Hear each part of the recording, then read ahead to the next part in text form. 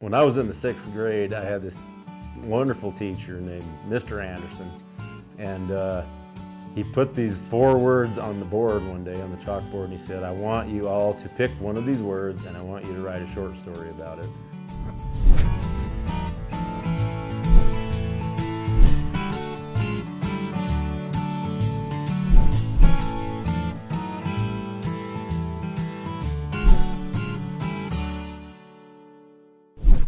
I chose the only word that I could find out of the 4 that sounded like it could be written into a Western, which was the only thing I was apt to write, and that was the word stream.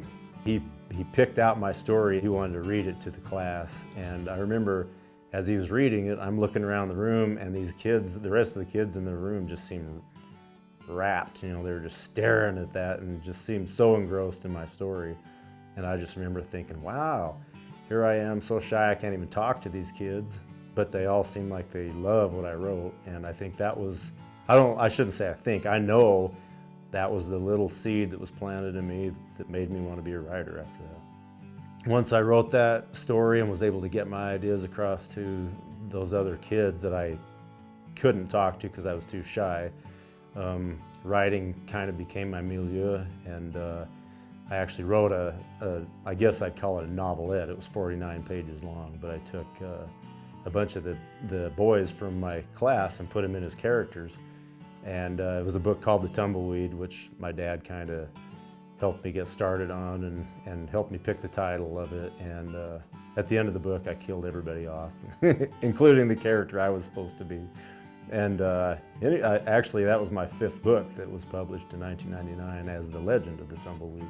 I probably would have decided to write without Mr. Anderson being there, but I think the fact that I wrote that book in the 6th grade, I would have to say I owe that 95% to that teacher and the way he treated me. He was one of the teachers that you want your kids to end up with. I went back to Mr. Anderson years later when he was still teaching school, and I went back and shook his hand and said, "You are the reason." I handed him one of my books and I said, "You are the reason that I'm a writer now." And he's since passed away. So I was glad that I had that chance to actually express to him how I felt about him and what he had done for my life. Yeah, there was one other teacher, actually my 3rd grade teacher, Miss Home, who she's shown up at some of my book signings in the last few years. I can't remember her last name now, but she was that inspirational teacher that every kid should love to have. She would come in the morning and play her guitar. She would sing Edelweiss to us, which I still remember her voice singing. I thought she was the most beautiful teacher in the world, and she was really inspirational for getting my imagination going and just getting those juices, those creative juices flowing. They were already flowing, but I mean, she really pushed it along, I think.